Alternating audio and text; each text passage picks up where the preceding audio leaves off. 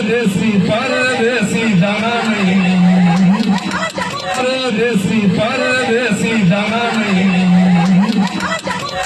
লোকসভা নির্বাচন, আর তার মধ্যেই একদিকে যেরকম গরম, ঠিক তেমনভাবে লোকসভা নির্বাচনের তাপও দিন দিন বাড়ছে। আর তার মধ্যে এবার হিন্দি গান গাইলেন প্রার্থী দিলীপ ঘোষ।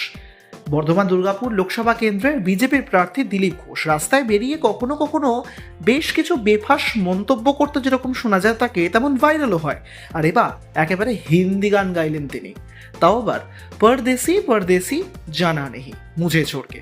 আবার এই গান কবে গাওয়া হবে সেই কথাটাও বলে দিলেন তিনি।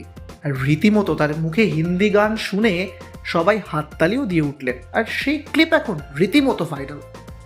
परदेसी परदेसी जाना नहीं, मुझे छोड़ के, मुझे छोड़ के।